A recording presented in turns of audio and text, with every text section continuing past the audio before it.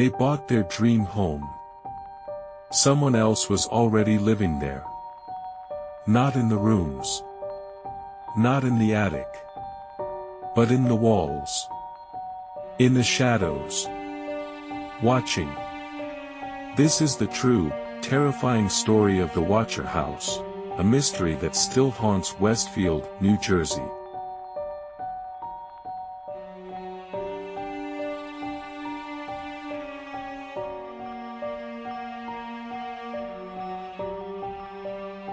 In the shadows of forgotten files, lies the truth no one dared to uncover. Welcome to the Lost Chronicle Files.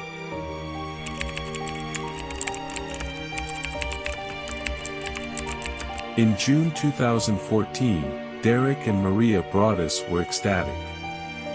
They had just closed on a $1.3 million home at 657 Boulevard in the quiet, affluent town of Westfield, New Jersey. It was a stately colonial built in 1905, 6 bedrooms, beautiful woodwork, a spacious backyard. The kind of place you picture your kids growing up in, making memories, staying forever. Derek had just earned a major promotion at an insurance company. Maria, originally from New Jersey, was thrilled to raise their 3 young kids in a neighborhood that seemed safe, welcoming, and ideal. They began minor renovations before moving in. Painting walls, replacing old fixtures, preparing for the big move. The mood was light, the future looked bright. Until a letter arrived.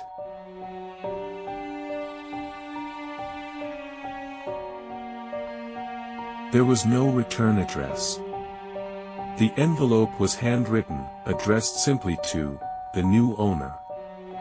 Inside, the message was chilling: "Dearest new neighbor at 657 Boulevard, allow me to welcome you to the neighborhood." That line alone might sound innocent, if not for what followed.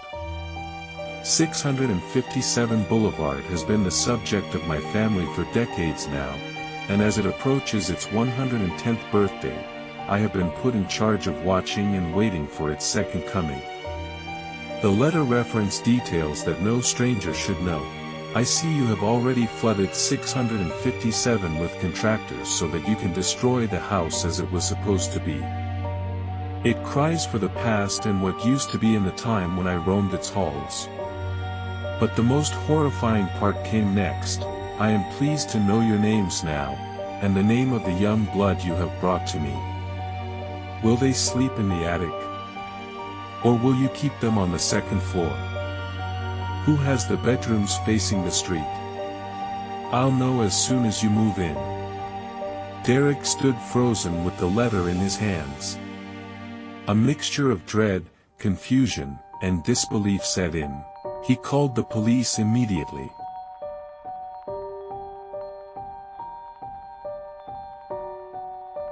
Over the next several weeks, more letters came. Each one became more threatening, more intimate. The Watcher knew details about the Broaddus children, nicknames, birth order, even where they played. "Have they found what's in the walls yet? In time they will. You have changed it and made it so fancy. It cries for the past and what used to be." The tone became resentful, even violent. "You are despised by the house. And the Watcher won." By this point, Derek and Maria hadn't even moved in yet. And they never would. Terrified, they halted renovations and moved in with Maria's parents while they tried to figure out what was happening.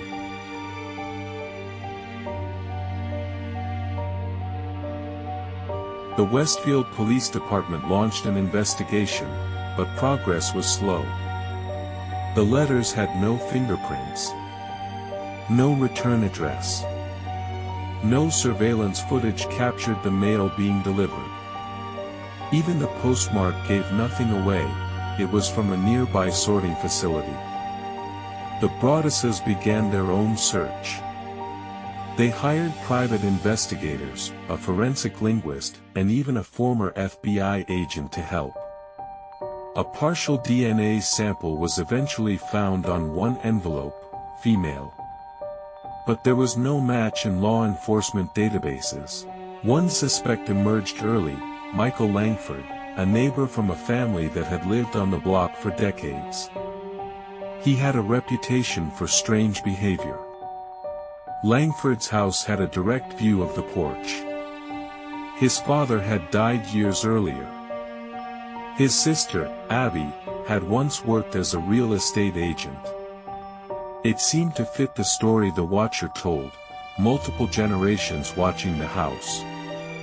But the police couldn't find solid evidence. Langford denied everything. Eventually, the authorities stopped pressing the case.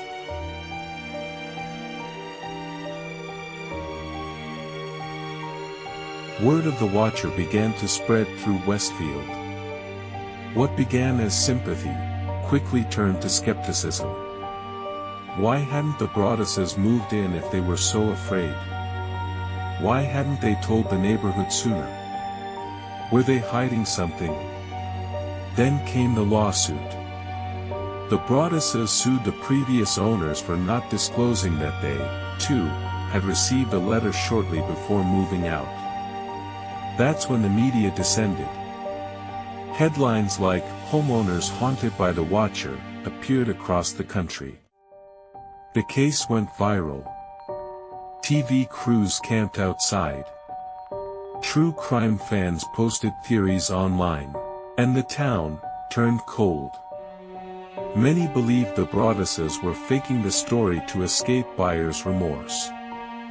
To make matters worse, it was later discovered that Derek, under a fake name, sent an anonymous letter to a neighbor accusing them of being the watcher.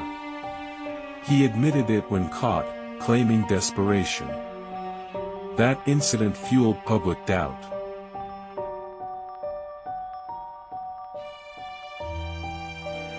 The Broadduses tried to sell the house.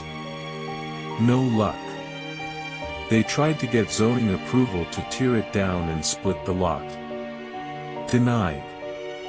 Eventually, they managed to rent the home to a couple with adult children. Before the renters moved in, Derek met with them. He explained everything. The renters weren't afraid, they signed the lease. Weeks later, another letter arrived.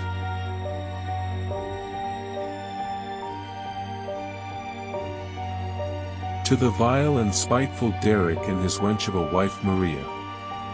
You wonder who the watcher is. Turn around, idiots.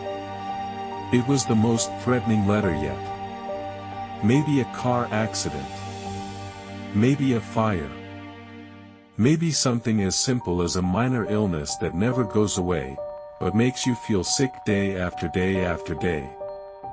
It was clear. The watcher wasn't going away. Even if the Broadduses did.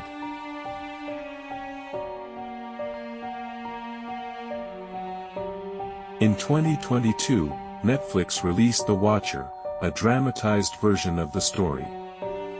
The series took creative liberties, adding cults, secret passageways, and mysterious murders. But the core idea stayed true, the horror of not knowing who is watching, or why. The real Broaddus family was not involved with the show, but they acknowledged that it brought attention back to the case.